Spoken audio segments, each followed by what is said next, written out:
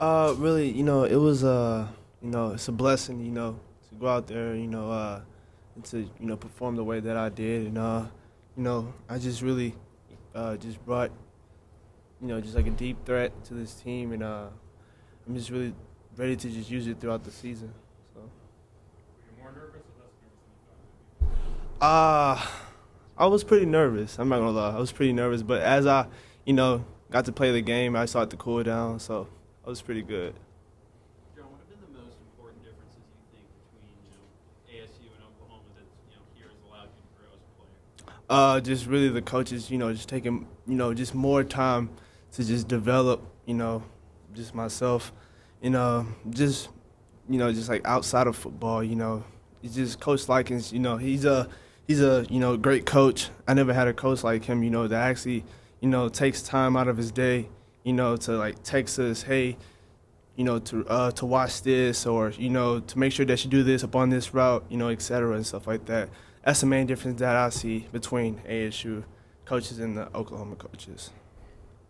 John, can you amplify about what the deep threat poses or what that does for your offense as a whole? I mean, it just really just opens up, just a lot of things, like just by me going deep, like it may open up, like other routes, and just pretty much like it opens up, just like a bunch of, opportunities, like other opportunities for us.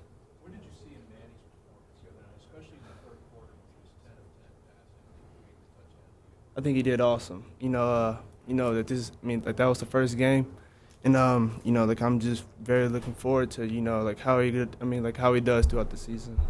So Nikhil, obviously, you can compare Manny from last year to his first game last week. Did you see a different Manny? Being so much more efficient? I'm real proud of Manny because he took a lot of criticism in the offseason from a lot of people, and he looked pretty poised back there, especially for a first game. So I'm real proud of how he performed, and I'm real confident in him moving forward. We heard so much in preseason about this wide receiver group being so much deeper than last year. Now that you got to play a game, did it really feel that way too? Yeah, it honestly did feel that way because it's like we have so much weapons on the field, and then we have players that are backups that we can count on too. And again, I'm proud of our wide receiver core. We had no drop balls last game, and that's just going to be our goal moving forward. Any ball that's in our area or that touches our hands, we should catch. So that's just the goal. You're going into this year, coming off the rest of freshman year. What was your off-season focus? Where do you want to make the most improvement going into your sophomore year? My improvement really was on all my technical stuff because I've relied so much my whole life on my athleticism and my size. And Coach Likens did a real good job, and I'm real grateful and blessed to have a coach like him that came in because I've never really had a coach come in and work on all the technical stuff as much as he does. And, he takes a lot of time out of his day. Yeah. He takes 3 hours every day after practice to make cut-ups for us to let us know what we did wrong, what we did right. So it's a great help, and that's what's going to make us elite moving forward. How's he done on that stuff, the technical aspects of his craft? No, he's been one of the best I've coached on that. The way I look and evaluate receivers is, do they take the classroom out onto the field that day? How long does it take them to take classroom instruction and then go out and do it on the field? And he's one of the few guys that, he goes out there and right from the beginning of practice, he's trying to do all of the things that we talked about in the meeting, and so he does a tremendous job with that. He's a lot smarter than he looks. So when we look at those numbers by Manny, Coach, obviously a lot of credit goes to Manny, but a lot Yes. of credit also goes to wide receivers. We see that efficiency rate. Let's talk about that aspect. Yeah, I was really proud of him that, you watch the game, we didn't drop a ball. We made a lot of big catches that kept drives moving, especially on third down. That was huge.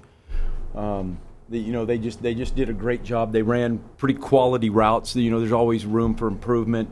But and then made very hard catches. John made a catch on the curl one time. You guys remember that? He popped his eyes around, and the ball was like right there as soon as he popped his eyes around. He got his hands up underneath it.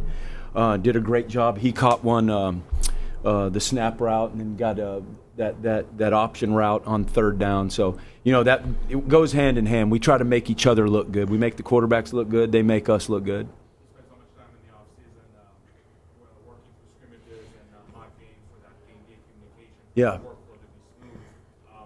There's obviously always bumps when you talk about a brand new coach, Yeah. new players, but how do you feel that process went?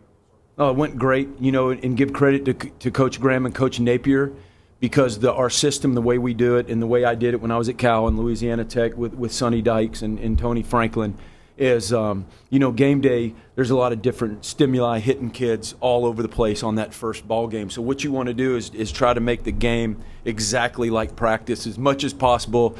And just the only difference is there's a bunch of people out there watching you, right? And so we practice our game day situations. We practice that on the sideline all throughout practice. If you guys have been at practice, our signaling, communication, all of that. So we do that every day so that game day is not any different. I thought we were. What did I tell you in the meeting? I thought we were average blocking. I thought we went to the right people, but I'd like for us to be a little more physical, and hopefully that'll show up this Saturday. What else is on your to-do list now for week 2? I just want to, like, that first game is over, and so all of the butterflies should be out. And so when they get out on the field, I want them to think about their technique more because I know what was going through their mind. I've been there before. It's like, oh crap, it's first game. Look at all these people. This is cool. All right, so now that's over with. And so now we're thinking technical. We're thinking first step. We're thinking the depths of routes and leverages on safeties, on corners, proper shoulder alignment, all of that stuff. I hope that shows up Saturday. Nikhil, what's your relationship like with Frank Darby? That's my boy.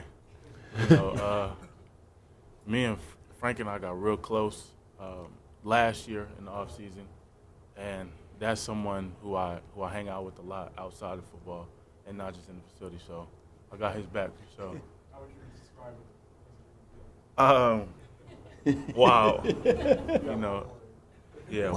Wow. But he's a great dude. He always has my back. I can count on him for anything. So, yeah. You giving us the answer? Nah, that's me. John, San Diego State, people think of them as a great running team, but their defense is ranked among the top 20 in the nation the last couple of years. What do you see there? What do you think will be the keys to moving the football against them? Just really just playing our game. Nothing. I mean, like there's nothing to it really. I think I know that we can, punish these guys. Just me, myself, Nikhil, Jalen, like pretty much everyone else. I think that we could really get after these guys, and just outdo them. Rob, earlier in the year, you said Jalen was the heart and soul of your receiver group, the guy you looked in the eye in the meeting room to see what the tone of practice would be. How gratified was it for you to see him break one deep? Yeah, that was awesome. It was so good, to see somebody, reap what he sows, and for him to have that early touchdown and early success, I was extremely happy for him. It was good to see.